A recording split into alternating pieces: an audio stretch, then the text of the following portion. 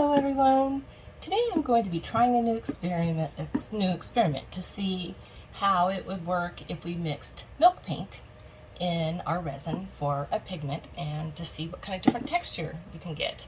Normally you just mix this paint, I believe the directions said you just mix milk paint with water and it's kind of glued in there. But today I thought I would try this and mix it into my little frog mold, and I would try the green and see what happens when I mix it with the resin. So let's see, I think that might be about enough for my frog. Maybe a little too much, maybe. Okay, so I am using Naked Fusion Diamond Clarity today for my resin, and I am going to just try this out. I'm going to just take a craft stick and not necessarily measure. I'm just gonna scoop some in here. I'm not sure how this is gonna mix. You can put up to 10% of your resin volume of a dye or a pigment paste or something. So you want to have 90%, at least 90% resin, and only up to 10% of whatever coloring you're using. Okay, so I'm not going to put any more than that, but I'm just going to mix this up really good and see if it does mix up really good. See, the green is kind of a darker green, which might be okay for the frog, huh?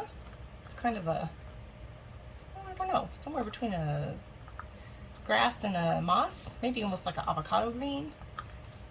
Mixing it up here. So I see it's mixing. It's I see some clumps of the powder.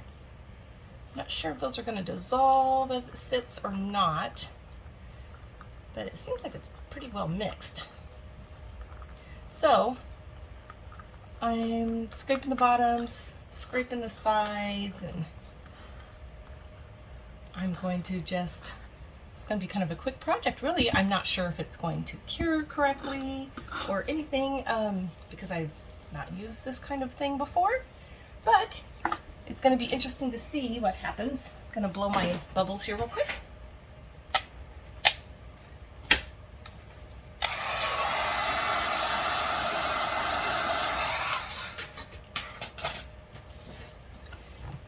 And I'm going to pour into my little frog mold here that is from Let's Resin.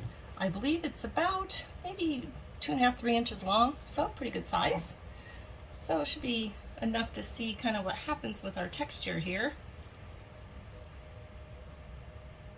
And hopefully I got enough. I might have to top this off with some clear. Not real sure. Going to the little feet here.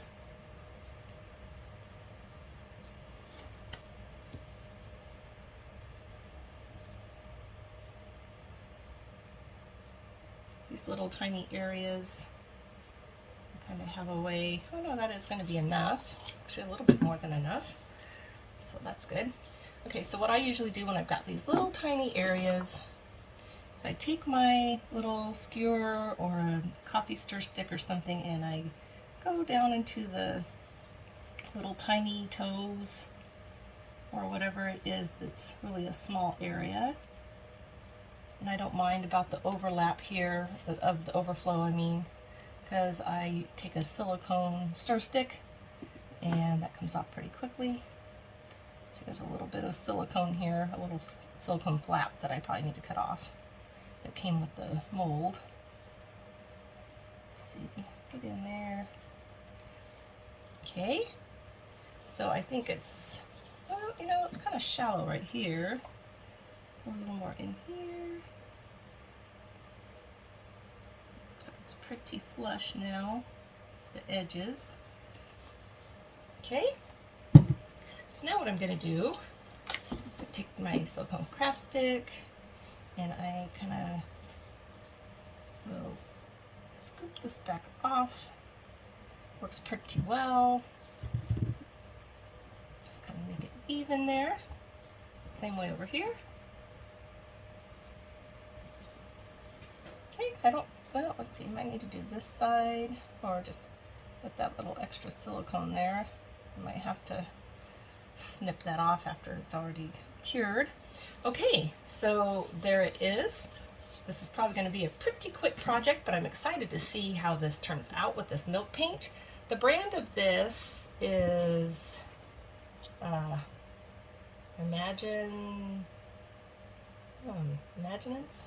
I think it's Imaginisce, maybe. I've not worked with this brand of craft supplies before. So it'll be interesting to see how it turns out. I'm going to go over one more time with my heat gun.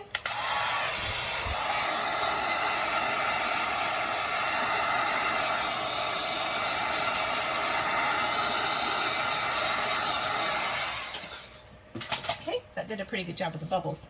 So I will be back tomorrow to demold this, and we'll see how milk paint worked with the resin.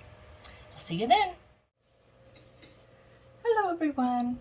Our little frog is completely cured, and we are ready to demold it and see what happened with that milk paint. Oh, I can already see there's a little bit of texture, and I can't tell if those are like little fine bubbles or if it's just texture.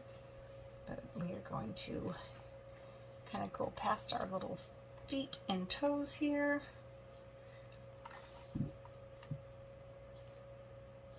I'd be careful demolding this part. His little toes and fingers are so not very big.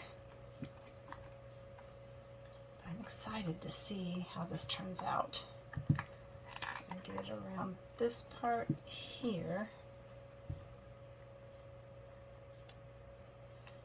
Then I think I need to start from the back and then work our way up to his chin here.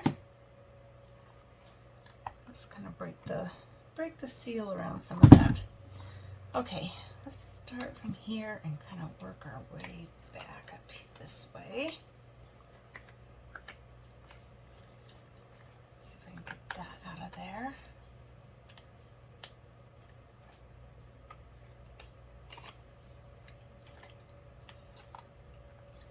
Pull it down out there. Okay, got that side. Let's see here.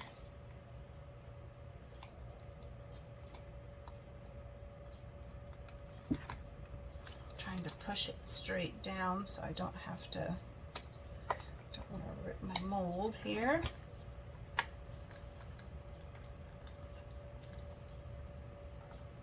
There we go. I can just work on his little chin. How many of you use a demolding spray? Does anybody spray their molds with a demolder? I've never done that. I've always just kind of, you know. Okay, so here it is. And look at his neck there. Oh, I already see like some, you know what's funny is that this, his little neck, even though it looks like little fine bubbles, it's completely smooth. So let's see what happened to the front of him. Okay, so can you see how the color worked out here? I'm not sure if it's showing up in the camera, but the whole top of his head and the back of him here is darker. It's like the darker mossy color, and part of his legs. And then his feet are lighter. His legs and his feet are lighter. So it's really interesting. So the milk paint works with resin. It just reacts a bit differently.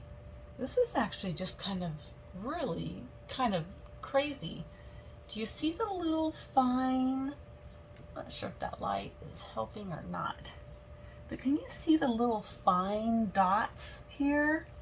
Let me see if I can focus. Oops, sorry, I don't know if that's working or not. You can see in there. Well, anyway, that is really actually kind of really cool. I'm excited to work a little bit more with this milk paint. This green that we used is really not, it wasn't very dark. Look, it was this shade. And then when we mixed it with the resin, it got dark. It, you know, it almost looks like jade. Can you see that?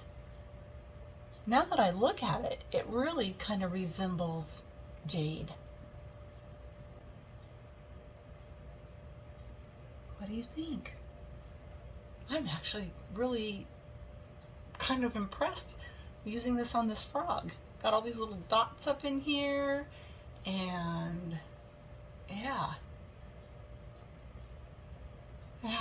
crazy. Yeah, this is really interesting. All right, you guys, I'm gonna definitely be trying milk paint again. I have that other little shade of kind of a light blue here. So I'll be trying to find something probably to try that with too and see how it reacts. But yeah, I think this is actually pretty cool. And thanks for joining me with this experiment, and I will see you guys all next time.